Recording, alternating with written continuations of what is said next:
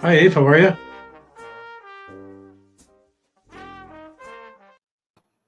Oh, here we are. How are you, Dave? Hey, Eve. How are you doing? Very good. How are you?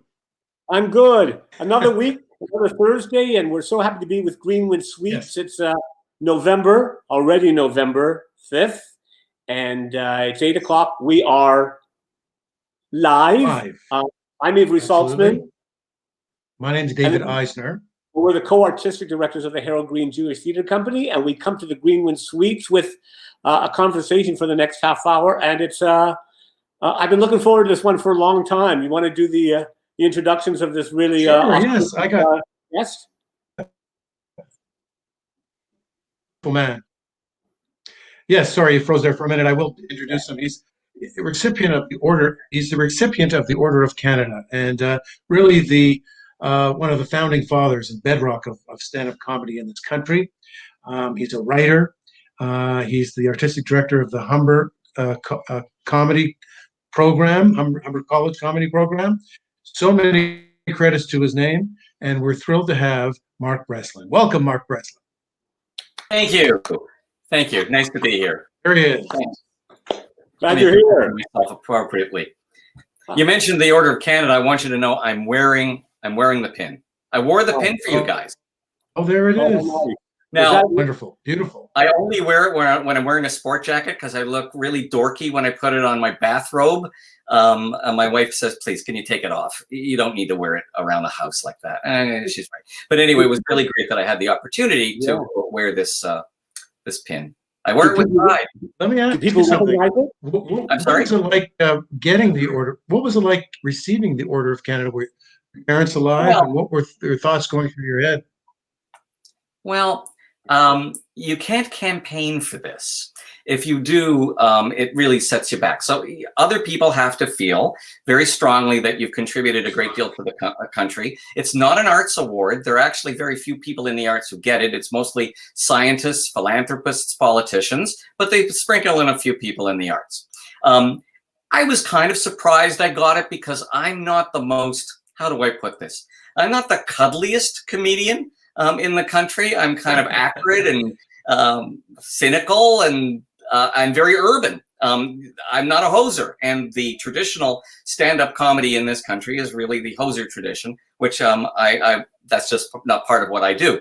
I have a more cosmopolitan place that I come from. So I was quite surprised. I also was surprised because over the years, the Canadian government has really taken me to task for many of the things I've done and said. I've been denounced in Parliament twice. And there was a big, I had to endure 4 years of a government inquiry into my business practices back in the 90s because they couldn't understand why, Yuk Yuk was so dominant in the field. So it was a bit of a shock that I got it. And I have to say, whoever decided they wanted to do that, they must have gone out on a total limb to give it to me. But I'm very proud of it. Why is Canadian? Were your parents older? Sorry, go ahead, Dave. Why is Canadian humor considered to be hoser comedy, or? Well, I want you to think about what's been successful in this country, right, that's indigenous to this country, and it's Trailer Park Boys, Bob and Doug.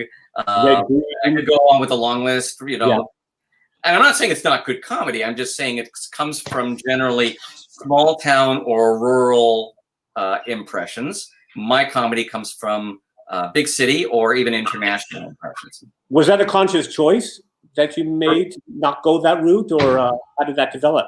I think we all talk about what's important to us and what's real to us. And the reality is, if I had to live on a farm, I'd shoot myself. So that's the reality.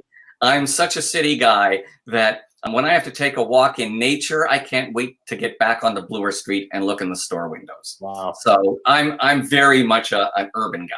Well, I want to ask you something. That's, by the way, one thing that distinguished Yuk Yuk, especially in the beginning, is that we were doing a comedy that was very urban, that was very street conscious, Right. that was very uncensored. I always wanted the comedy to sound like the people you would hear on the subways. And that was pretty radical for the time. Pretty radical still, I think. And you kind of invented to some degree, certainly in this country, the idea of comedy clubs. Would you not say? I mean, you're talking about what you wanted to Yeah, represent, but also it didn't exist. Yeah, we were the first, definitely the first, and then we were imitated, of course. But I always think that we do it more authentically than anybody else. But yes, it's true. And if you give me a lot of credit for that of being some kind of seer, I don't really deserve it because, frankly, when I started doing this in 1976, 1976, it wasn't that I had some brilliant business plan in mind. I just didn't want to be a lawyer, and I wanted a place I could meet girls. You see, here's the thing. I'm 5'3", but when I stand on a stage, I'm 5'8", and now it's a level playing field for me. Very rarely can you get 5 inches, add 5 inches into your life, you know? That's right. So I realized that. And I wasn't a person who knew way back when that I wanted to be a performer or be in show business. I didn't know what I wanted to do.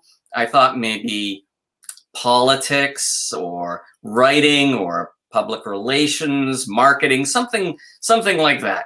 And I got this amazing job at Harborfront right after I graduated with a degree in English literature from York. What do you do with a degree in English literature from York? You work for a taxi company. So I didn't really want to do that either. And I got this amazing summer job for the first group of people who created Harborfront. And I was good at my job, and they kept me on after the summer. And I started to program things for them because everybody at Harborfront at that time who was working there was at least 2 decades older than me. But one thing I always did, even when I was a teenager, I went out every single night to see some theater, to see some music, to see whatever poetry. I had so many interests, but I was really consuming a lot of culture. So I knew what was going on in the city, and these other people didn't. So I started to program all the people that I knew and that were all really great. And it really went well. And it went well for a long time, including one of the many things I did was start a comedy night. And that comedy night engaged me in a way that nothing else did. Do you remember? Were you interested in becoming a comedian? I'm sorry? You both spoke. Were you interested in becoming a comedian? No, not at all. I never even thought of it. When I was a kid, I watched sitcoms like everybody else. And I grew up on, the Beverly Hillbillies and Get Smart, and I thought they were all great. But at no time when I was sitting there watching these shows did I think, I'd like to write for a show like that or be on a show like that. It never even occurred to me. And then a decade later, when I would sit in my friends' rec rooms and we would listen to comedy records, because that's what you did then, in the late 60s, early 70s, and I'd listen to Bill Cosby, and I'd listen to Mort Saul, and I would listen to Lenny Bruce, and all those people. I thought they were great, but I never thought, yeah, that's what I want to do. I didn't want to do it until I did it. It never even occurred to me. So did you throw yourself on stage at Yuk Yuk's? Is that? Well, I first started doing things at Harborfront because we needed an MC for the shows. I was never afraid to stand up and talk to people on stage. I won all kinds of debating contests and public speaking contests in high school and university. I wasn't particularly trying to be funny, but I was always interested in wit. Wit is a good word. And so I started to go on and MC these shows. And as I MC'd them, I started to do more material. And without really realizing it, I had an act. Amazing. And you had an act, and you brought a lot of acts to fame and fortune. When it started, they were mostly Canadian comics. They still are. I'm still proud of saying that we book. I think 82% of the comics we put on our stages are Canadian. I had two goals when I started. Besides thinking, well, maybe I can make a living at this. One goal was to create a Canadian comedy industry that was specifically Canadian for Canadians. And the second one was to provide a completely uncensored environment for those comedians. And boy, have I paid dearly for that one. Okay, here's what I mean. Was there ever an interest in going to the States? We opened some clubs in the States. We opened up in Buffalo and Rochester back in the 80s when the comedy boom was just going wild. And it was it made geographical sense because you could still drive to them from Toronto, which was the hub and where most of the talent was. But I also should tell you, we also opened up in Maui. Why Maui? In 1988. And we opened up in Bermuda sometime around the same time. And the reason was, if you can write off a business trip, would you want to write off a business trip to Saskatoon, or would you want to write off a business trip to Maui? Neither of those places lasted very long, but it was fun. Who are the bigger stars that came across in Yuk Yuk's? I know Howie Mandel was one of them, and but there must have been hundreds of them that we all know. Oh, well, there you go. There's a shot of Mandel, who I've still retained a friendship with. I'm glad to say. There was also Jim Carrey, of course. Russell Peters is probably the next biggest act that we could talk about, and he was part of.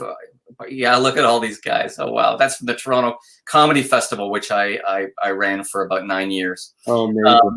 And look at that jacket. Wow. There's Jeremy Holtz in the background. Sorry. It's Jim Carrey. Jeremy Holtz, I think, in the background. Yeah, Jeremy Holtz is in the background over there, and Jim Carrey. The rest of those people Harlan Williams is there. Yes, that's right. Yeah. Who was a Canadian comedian, and Jeremy Holtz, of course, and then there's Mike Bullard, and there's Jerry D. So there's lots of great people. Wow. Did you see them? Did you end up managing? Did I? Sorry. Go ahead. No, you were going to say something. Could you see them? Could you see them when they were starting at one saying, "Oh my God, that guy's going places"? Or at what point can you? You know, it's funny. I ran into a guy in a variety store today, and he said, "Hey, you're the funny guy," and blah blah blah. He said, "I'm really funny. I could go on and just be funny." And I said, "No, you can't actually. I don't know what you do for a living, but whatever you do for a living, you don't wing it. I'm sure that if you're a doctor, you don't wing it. I'm sure if you're a lawyer, you don't wing it. And if you're a comic, you don't wing it either. So it's a game of millimeters. You build an act, and it takes about 3 to 5 years to have 10 good minutes. Are you born funny? There's no such thing as a natural. Are you born? Am I? So it has to be honed, I guess. Oh, I said, were you born? I mean, it's honed to within an inch of its life. It's not sketch comedy. It's not. It's certainly not improv. Every single word is in the right place. And I was once sitting in a diner in Los Angeles, and this was quite a while ago, back in the 80s. I was having brunch. It was a Sunday brunch, and I looked over and I saw Jerry Seinfeld sitting with his friend George Wallace. So I kind of cocked my ear to listen in on what they were saying. And they were talking about a show that Jerry had done the night before. And they were arguing for over an hour over whether the joke should have had an "a" or a "the." That's how specific it should be. It's poetry. And as specific as that is that also, I'm always amazed when you helped us with a couple other things, the almost math in the club, how close the seats have to be together, the temperature of the room, all those elements are so critical. Yeah, if you can speak about that. When I designed the club, I realized that, well, you know, the old thing, laugh and the world laughs with you, cry and you cry alone. So the more you can put people together, the more they can share in this amazing communal experience of laughter. Laughter is catching. One person laughs, the next person will laugh. It's the difference between going to see a comedy in a theater, in a movie theater, for instance, than watching it at home, or if you watch it at home on your TV, where you'll chuckle, but you're not going to belly laugh. You're not just going to let it go out. And there's a reason I named the club Yuk Yuk's, because I didn't name it Titters or Giggles. I wanted to name it Yuk Yuk's, well, for a lot of reasons, but one of the reasons is that I wanted a kind of real somatic massage for the customer, because I believe that that's the best kind of laughter there is. The trick to that is that means that you may have to go to some pretty taboo places if you want to release tension. So I always saw myself in the role of a kind of massage therapist. And if you've ever gone for a massage, you know that it hurts before it feels good. So that's the kind of material that I like to book or I like to do myself. You know, like in the acting world, you know, there's so many wonderful actors, but very few Canadian stars, very few American stars. I mean, I'm sure there's just as many brilliant comedians who are traveling the States or Canada playing still small rural places. It's tough to get that break, I assume, like in anything.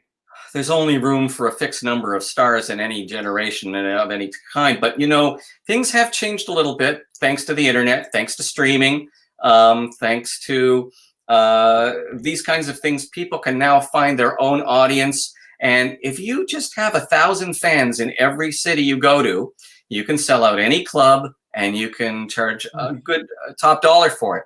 So although it may be very hard still to be Seinfeld, who whispered to me last time he did a charity show with me here in Toronto a couple of years ago, he said, "Mark, can you believe I'm worth $880 million?" Wow. Well, there's not a lot of people who are in that position, and a lot of people who will ever be in that position. But there's a lot of people I know that are making good $750,000 to $1 million a year because they have that fan base. It's specific, and they know how to get to it because the social media allows them to let people know that they're in a particular city. Go buy your tickets. Wow. How did you end up? You've worn many hats. You've worn many different hats. One of them also is a producer for TV. I know you were involved with Canada with a talk show Friday Night with Ralph Benmergui, and as well as in the States with Joan Rivers. And it was was it a challenging, volatile experience because of the conditions that you were put upon, or? Well, both those shows had issues around them. The issue was not Joan, for sure. Joan was wonderful to work with and probably one of the high points of my life and career. But it was the first show on a new network, which was Fox. There was an awful lot of pressure put on the show.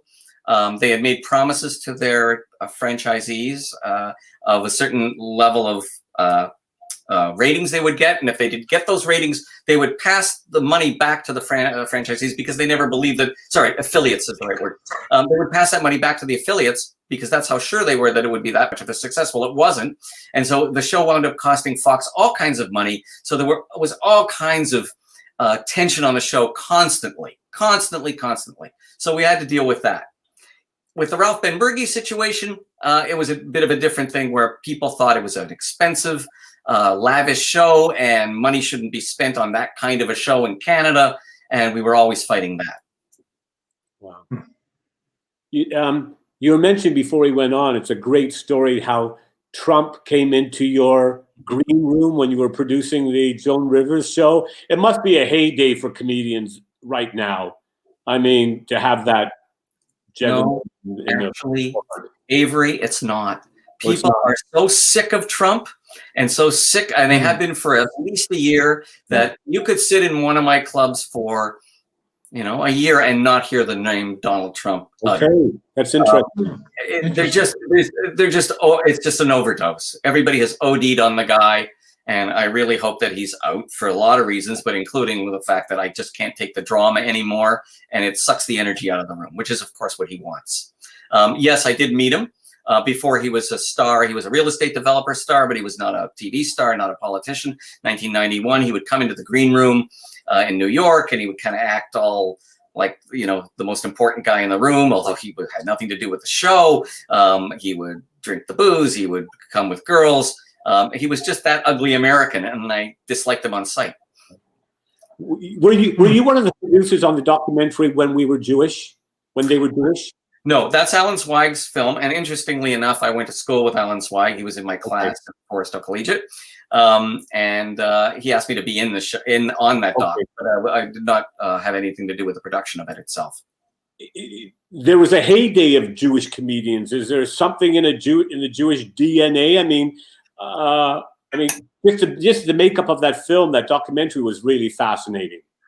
Well, there's a number of levels to this. I mean, first of all, you have to remember that at a certain point, and it wasn't all that long ago, there were quotas on what Jews could and couldn't do.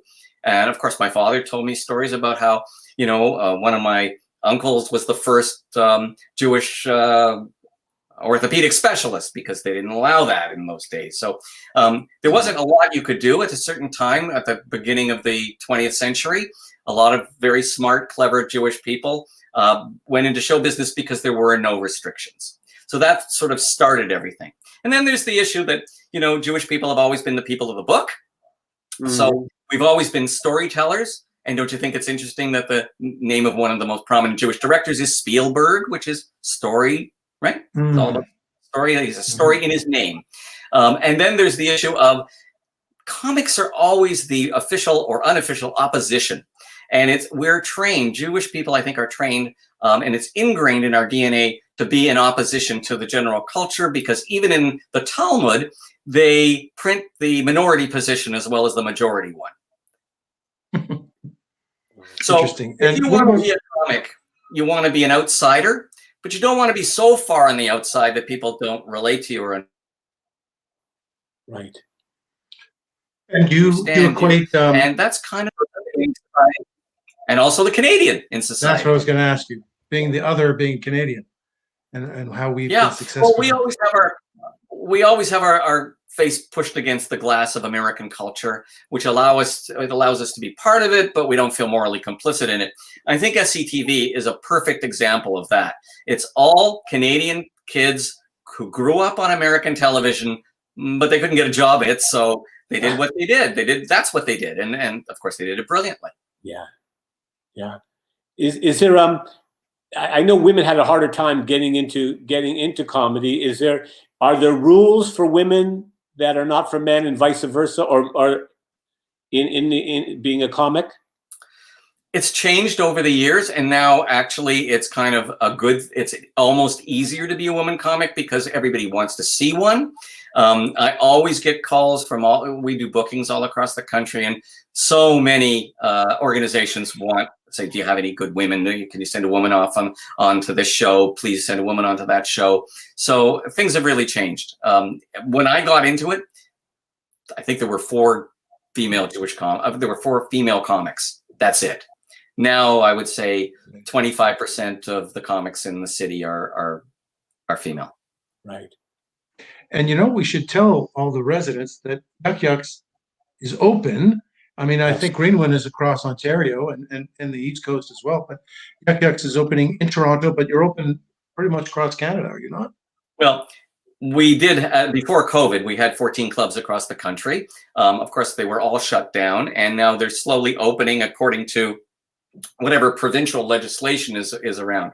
So sometimes we open them, and then sometimes we have to close them again, and then we have to open them again.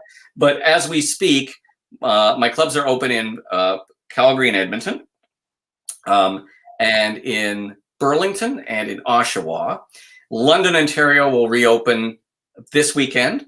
Toronto will reopen the following weekend, and then we'll have to wait and see on the others. What advice do you have? In Ottawa, and Ottawa will open this weekend as well. Cool. What advice do you have for young kids who want to go to their folks and say, I want to be a comic? I mean, as you did. I mean, my first advice would be to lie to your parents and not tell them what you really want to do. Tell them you're going to the library. But things have changed that way. For instance, my work at Humber College, I get to see a lot of fledgling comics. And I always ask them, what do your parents think about this? And they always say things like, oh, my parents found the program for me. So things are obviously changing. One reason is a professional degree is no longer a guarantee of a great job. So since it's a level playing field, why not just do what you love?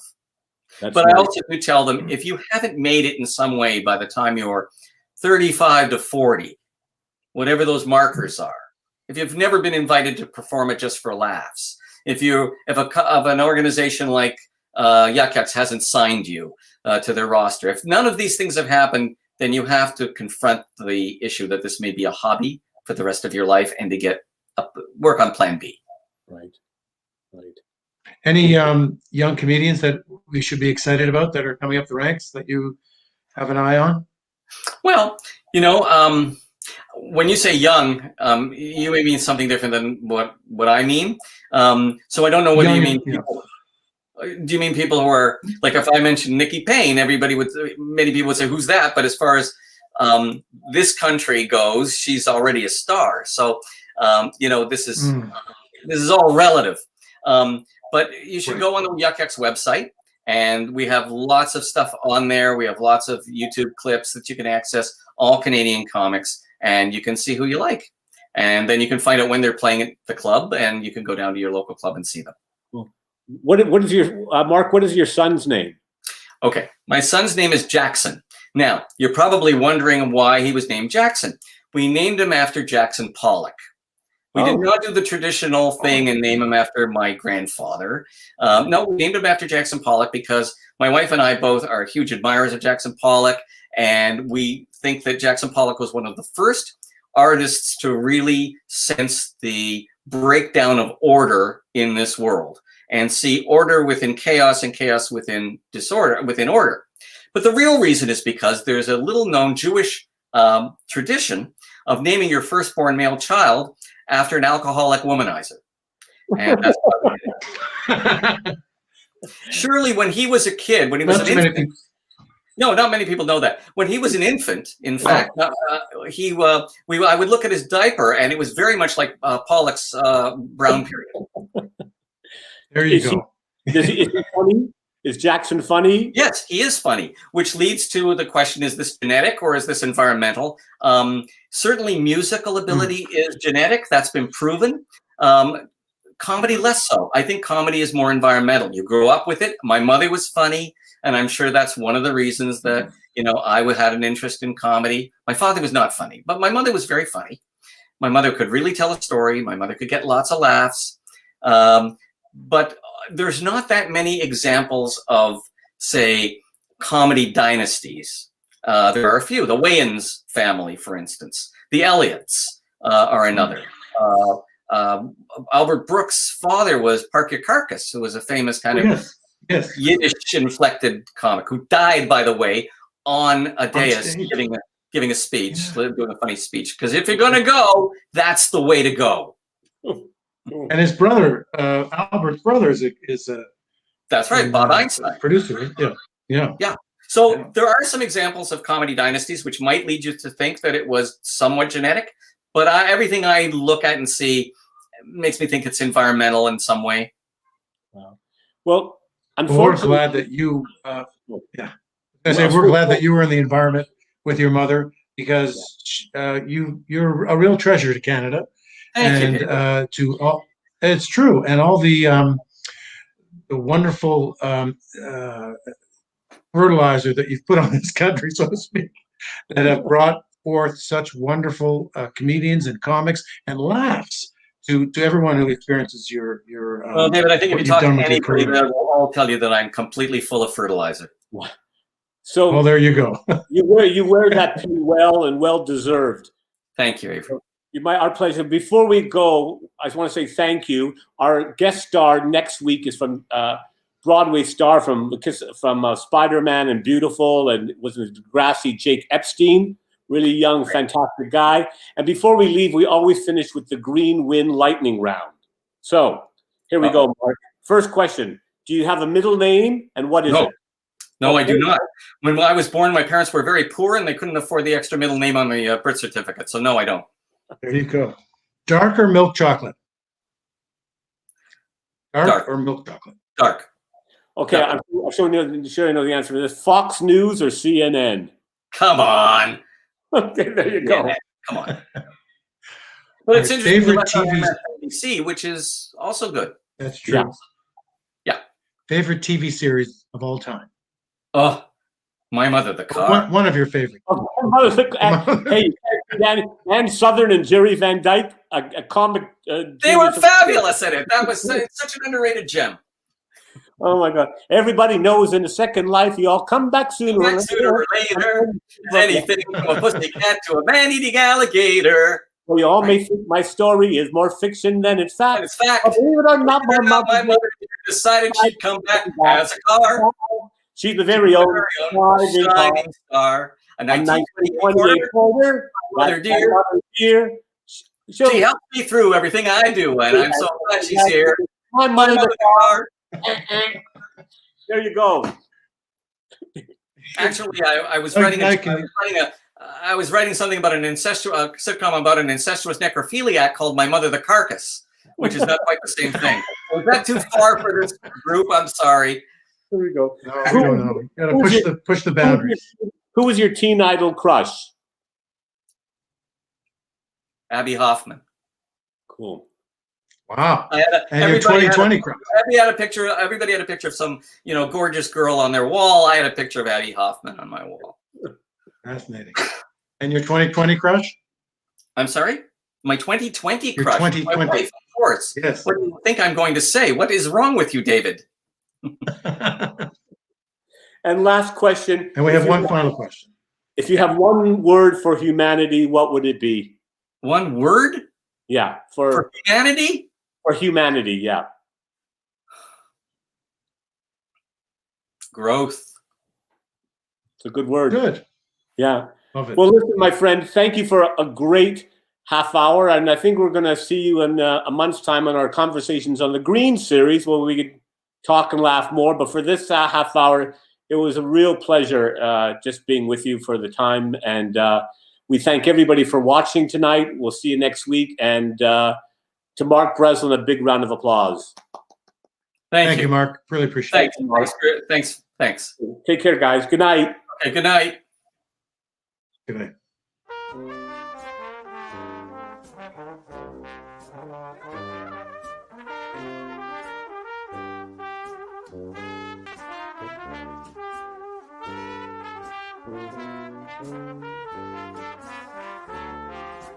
Thank you.